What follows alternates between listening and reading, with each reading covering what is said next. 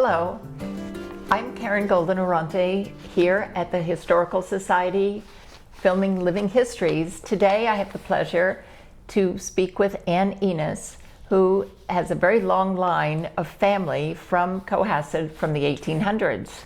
Good morning, Anne. How are you? Good morning. Good. So, anyway, would you give us a little highlight of the arrival of your family to Cohasset and a little brief run through to your dad, who many people that I've grown up with know Bill, your dad, very well. Right. We come from a family of Portuguese fishermen. My great-great-grandfather was Ignatius William Enos, who came over from Fayal Azores about 1859, 1860s. And he was a mariner, and he had a couple of sons, Joseph Soito Enos, and then my great-grandfather was Manuel Soito Enos. And Manuel lived at 49 Elm Street and had quite a few kids, I think maybe 8 or 9. And he was moved up in the ranks of fishing in Cohasset and became a captain at the young age of, I believe, 23. And he did deep water fishing. They fished for mackerel. He owned a few schooners. One was called the Wide Awake. They would go out mackerel fishing in the Gulf of St. Lawrence, I believe. He was also involved in the town. He was a constable, I believe, and he also was one of the founders of the Portuguese Benevolent Society, and they helped out widows and families that needed help. And that was, I believe, somewhere around down the cove. At any rate, they had a building. And after he was fishing, he became the yacht captain for Tom Lawson in Scituate. So, and he also did a lot of clam bakes and for people in town. So, his son was my grandfather, Abraham Enos, and then my dad was Bill, and he was born in 1920. So Abraham bought 55 Elm Street in 1915. So we've been here for quite a long time. And could you tell us how much you pay for the house?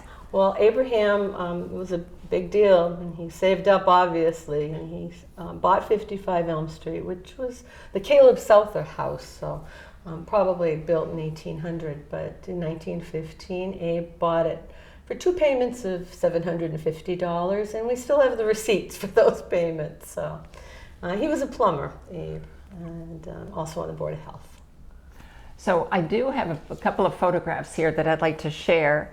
One of them is of Manuel. This is a younger photograph of him, and as well his marriage certificate, which is kind of a treat to be able to have at this document. Mm-hmm. And interesting, the 2 brothers married the Antone sisters. So we have some cousins there, the Antones. Now, one of the items that not the actual item, but a photograph of one of the items that Tom Lawson had given to your great-grandfather was this pocket watch, this gold pocket watch, which is really quite spectacular. We should go to Antiques Roadshow to see how much this is worth today. We don't, well, someone else in the family owns it, but it's Thomas Lawson, is so well known and a financier here in the 20s. Right, was actually part of pulling together the yacht club, which was... So he loved the ocean, though, and he had his own yacht, so it was called the My Gypsy, and Captain Enos was the captain, and they would go down the harbor, and Mr. Lawson would say, what time is the tide coming in, Captain Enos? And he said, anytime you want it to come in, Mr. Lawson. So now with your dad growing up in town, he certainly had a lot of activities that was typical, I think, of young boys during this time. And one of the photographs that you brought in with your dad here at the at the golf course, right? Which has all the young caddies, of which they look. Some of them are so small. It looks like they couldn't even pick up a bucket of, or what do you call it? I'm not a golfer. Can you tell? Yeah, they were very young. And, yes. Got a 50 cents, not if that, to caddy. I don't know. So he was involved with sports from a young age here in town. And what was his primary passion? Did you? He lived and breathed baseball. Yeah. All in his entire life, he was in baseball 8 decades. So that's all he did. And you know, when being a baseball player in New England is not easy, because there's a very short season. So he would actually go down in our dirt cellar, and there was granite, and he would field balls in the dirt cellar during the winter, so he would practice. So he played, you know, all over the South Shore, but particularly for Thayer Academy and for some semi-pro teams. But one of the photographs that we looked at was the Boston Blue Blades. Yes, the Gillette Blue Blades. Yes, right, the Gillette Blue Blades.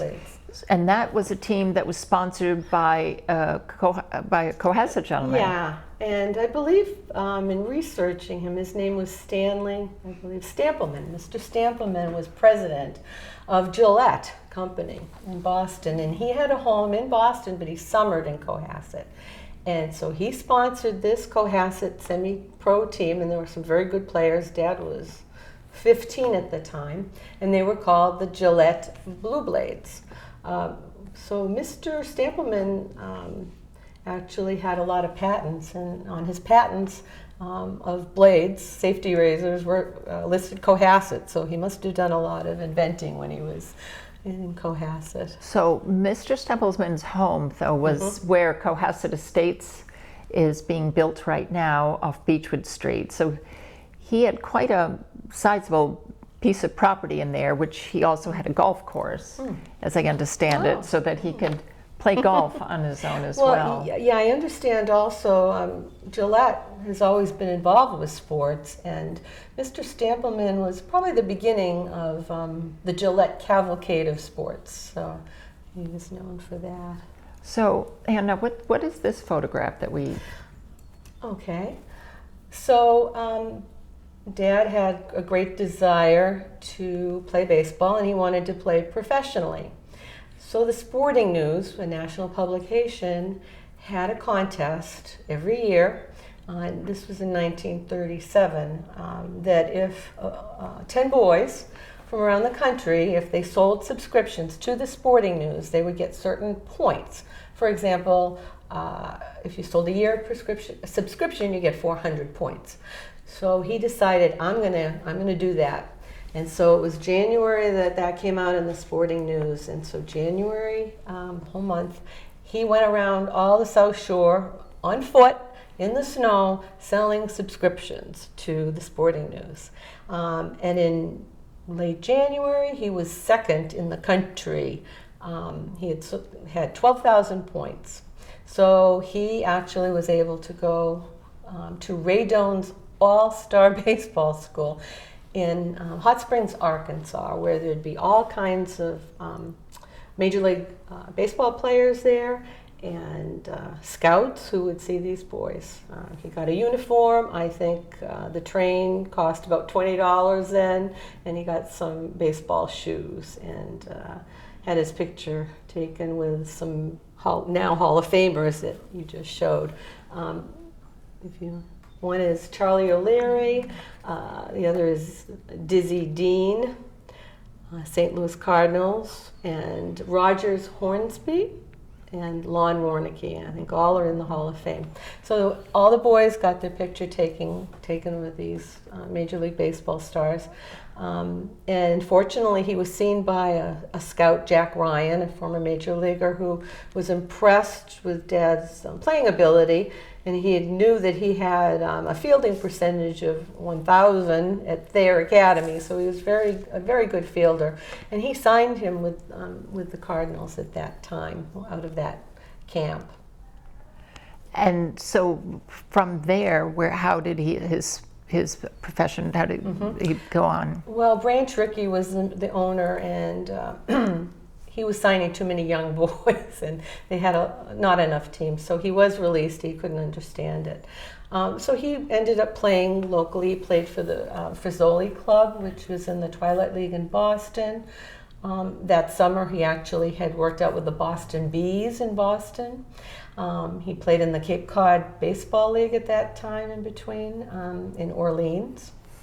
And then he was able to sign on with his first team, the Gloversville Glovers in New York. And that was in the Canadian American League. And so he got to travel to Canada as well as play in the United States.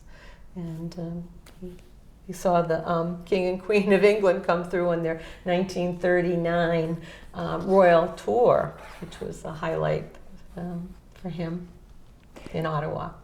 So at this point, now after he did actually sign up to be Yes. on the Navy. Yes, he in the Navy. enlisted in 42 and served in the Navy, went to Newport for basic training.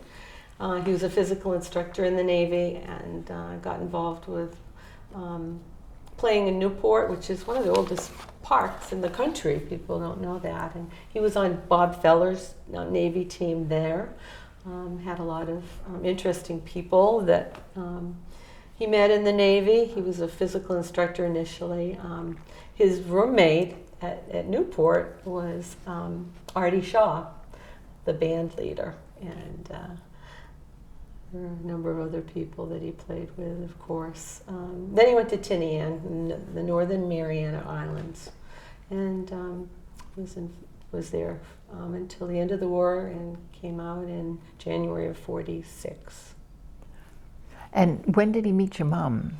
I believe probably about 1953. He was visiting a friend who was ill at South Shore Hospital, and she was head nurse on Ward A at the hospital, and that's how they met. And they were married in 1954 in Weymouth. So there was one team, though, we talked about that was kind of a funny, well, it was humorous, I suppose, was the St. Brown, with Veek, Mr. Veek? Oh, that was later. Okay, this was after he got married then? Right, Okay. in 1954. He was with the St. Louis Browns. He was a player manager. He played in the minor leagues and then became a player manager. So he had 9 seasons in the minor leagues, but he ended up working in St. Louis at the St. Louis Browns with Bill Veeck, and he was a very controversial person in St. Louis. Why was he controversial? Well, he had all kinds of promotions. People probably heard that he decided that he would put a short person in, and who was only like 3 feet. His name was Eddie Goodell, so that the pitcher had no, the strike zone was very difficult. So Bill Veeck was his boss there, and he worked as a scout, and he would actually run the spring training in Thomasville, Georgia for the St. Louis Browns. So now, at which point, now you were born, and he's still traveling around. Sure. Yeah. So can you give us a little highlight of what it was like with your dad, who was often on the road? Yeah. Well, certainly he would, baseball was on his mind constantly because he became a scout and he wanted to get the best players.